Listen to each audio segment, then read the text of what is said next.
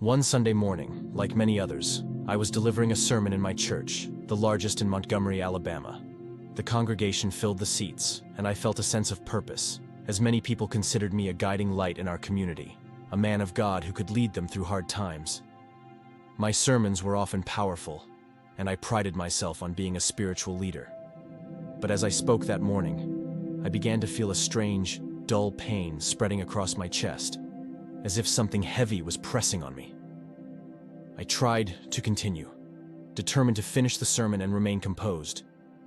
Yet, the pain grew sharper, and before I knew it, I collapsed in front of my congregation. I heard a scream. Then everything went dark. When I opened my eyes, I wasn't in the church anymore. Instead, I found myself in a dark, cold place.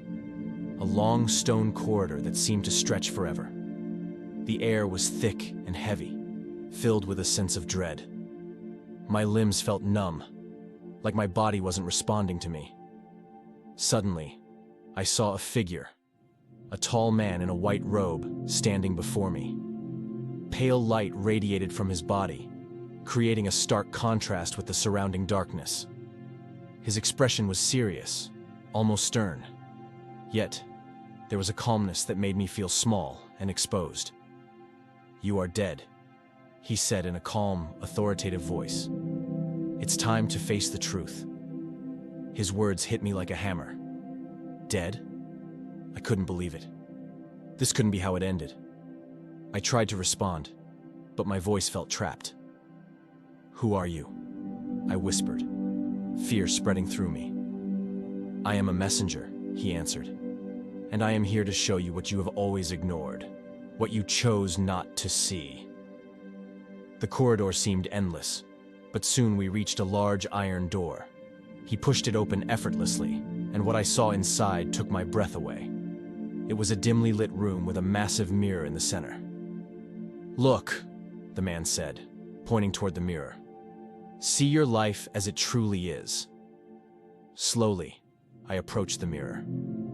What I saw there was beyond shocking. It didn't just reflect my face, it showed my entire life, like a movie playing out before me. I saw every moment, every decision, every sin I had committed.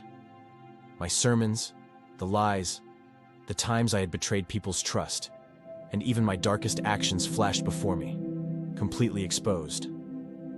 I saw moments I had hidden even from myself, the empty words I'd spoken, the trust I'd abused, the selfish choices I'd made while wearing the mask of a devoted preacher.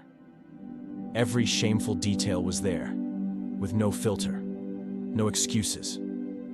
"This is your life," said the angel, his voice cold and unwavering. "Every choice you made, every soul you touched, every sin you hid. Now it's time to face the consequences." His words struck me deeply. I couldn't deny any of it. Each scene reminded me of how far I had fallen, how distant I had become from the preacher I pretended to be.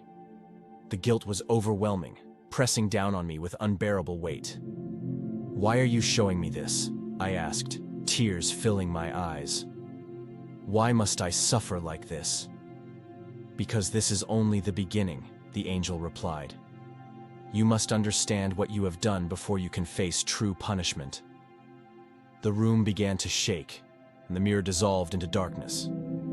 Then I found myself walking with the angel through a terrifying landscape that looked like it was pulled from my worst nightmares.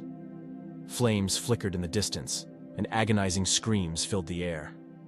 I knew I was in a place of suffering, a place from which there was no return. Finally, we reached the center of this desolate land. A vast lake of fire stretched out before us.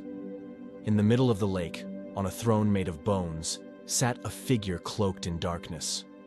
I couldn't see its face, but its presence filled me with terror. "This is your destiny," the angel said firmly. "You were a preacher of lies, and now you are here to face the truth." I felt paralyzed with fear.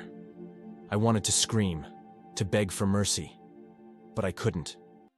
The angel gripped my arm and began to drag me toward the lake. The heat was intense, so powerful that I felt like I was already burning. The flames seemed alive, reaching out to pull me in. "Please," I managed to whisper, tears streaming down my face. "Give me another chance." I didn't understand.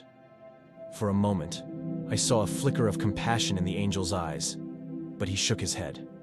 "Your actions were deliberate," he said. "You chose to sin, and now you must face the consequences." The flames touched my feet, and the pain was beyond anything I'd ever felt. I screamed and tried to resist, but there was no escape.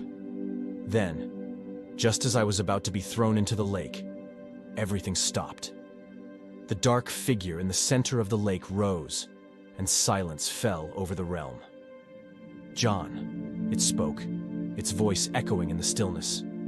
"You led a life of sin, betraying those who trusted you. You used God's name to hide your crimes. For that, your soul is destined for eternal suffering." Each word pierced my heart, crushing my spirit. I expected to be thrown into the flames, but instead, the figure paused. It came closer, and fear was replaced by a strange resignation. I knew I deserved whatever was coming. The figure's voice lowered to a whisper. "There is still hope for you." I was stunned. Hope? How? "You have been brought here to face your punishment," the figure explained. "But your fate is not yet sealed. You still have a chance to change." Suddenly, a powerful force pulled me back. The lake, the figure, the hellish landscape, all of it dissolved into a bright light. Then, darkness. When I opened my eyes again, I was in a hospital room, the steady beep of a heart monitor filling the silence. A doctor told me I had been clinically dead for a few minutes, but I had come back. Although I was alive, I felt a hollow emptiness inside. The memories of what I had seen haunted me, and I knew I couldn't ignore them. After being discharged, I went back to my church. I stood in front of the congregation and confessed everything: the lies, the sins, the hypocrisy. I knew I couldn't be their pastor anymore. I was unworthy of leading them.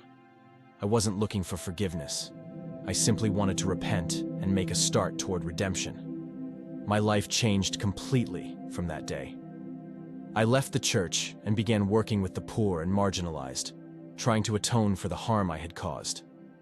Each day was a struggle, but I felt a new purpose in dedicating myself to helping others. Over time, my family began to forgive me, and I found peace in living a life of service. I don't know if I will ever fully redeem myself, but I know I must try.